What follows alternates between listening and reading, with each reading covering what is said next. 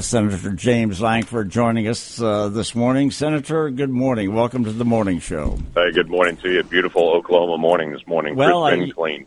You were just telling me that you were home. How long do you get to stay here in the Sooner State?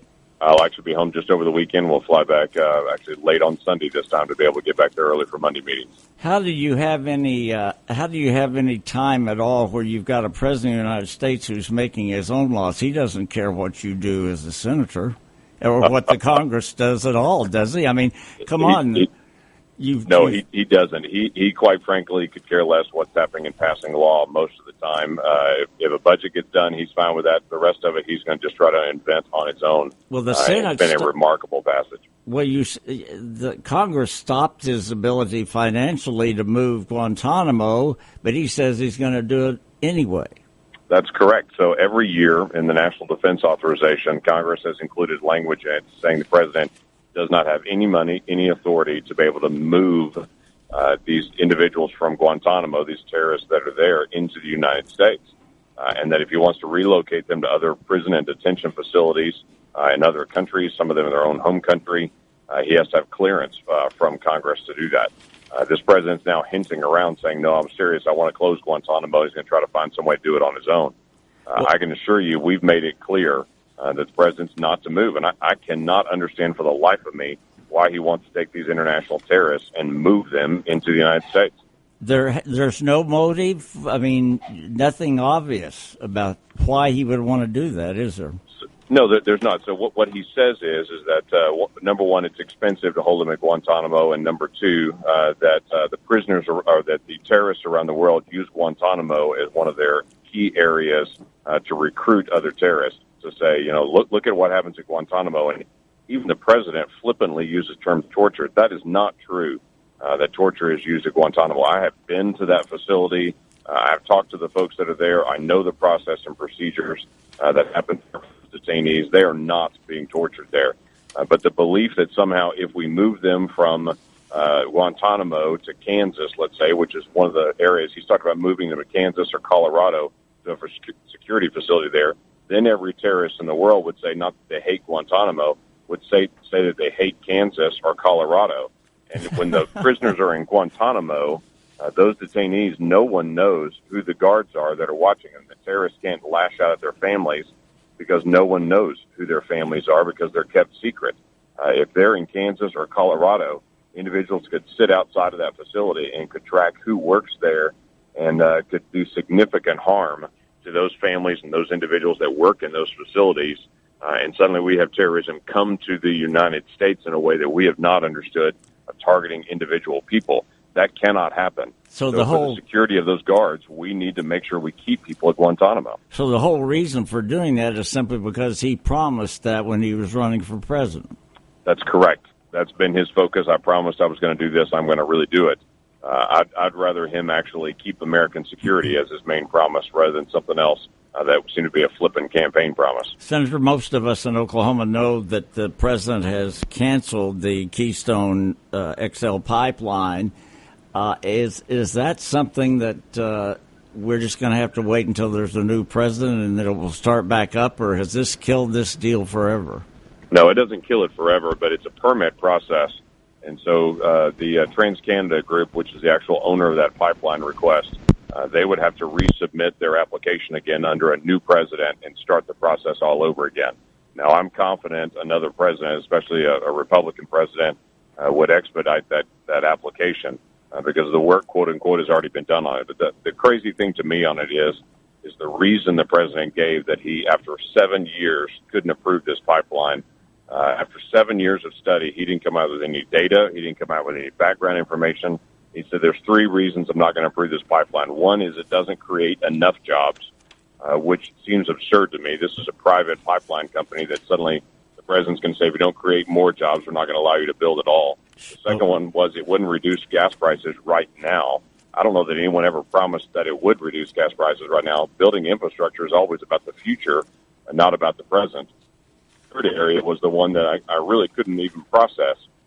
And that's the president said it's not in our national security to buy oil from an unstable country. Right. And I kept thinking, it's Canada. It's not an unstable country. I'm trying to figure out what the problem is the president has with Canada. Since the War of 1812, we seem to get along pretty well with Canada.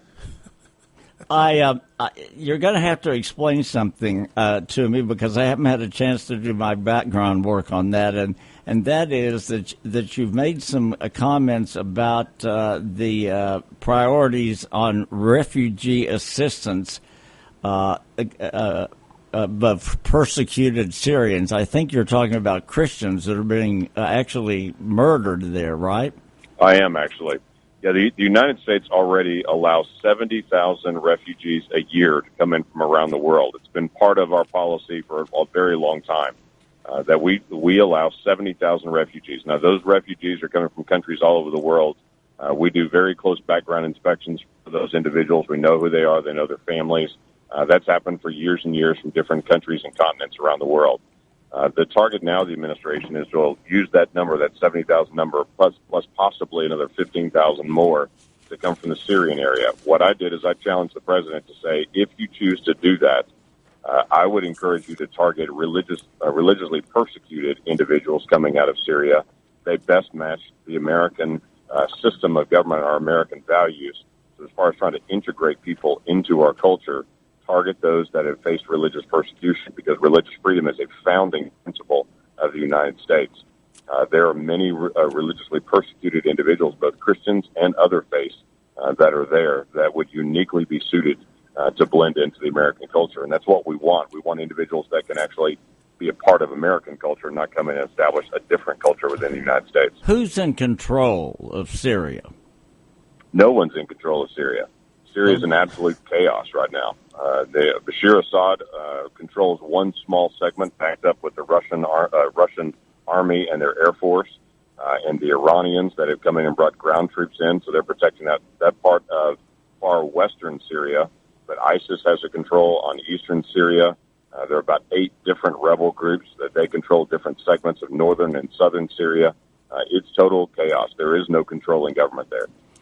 Folks, listen up on this one issue coming up now that I think is kind of important to us. Senator Coburn, over the years as our senator, before Senator Lankford won that seat, Coburn was always exposing waste in our government and the way we were building bridges to nowhere.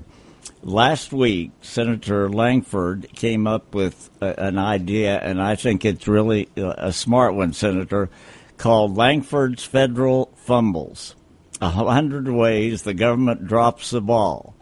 What do you have in mind by writing this book? Is it a book or is it a book? It is. It'll be an online resource is what it'll be, but it'll be a list of 100 different ways that the federal government absolutely dropped the ball this year. And what we try to focus in on are what overspending, over-regulating, and ways the federal government's trying to actually control our lives, but especially areas of key waste, whether it's taking away from our economy or taking away and wasting tax dollars. So we try to identify that. And about a third of the book is focused on regulations. The other 2/3 of it's focused on waste.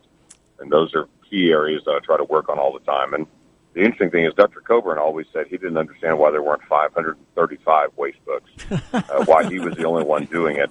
And I agree. Every single office should spend time trying to gather all of these ideas.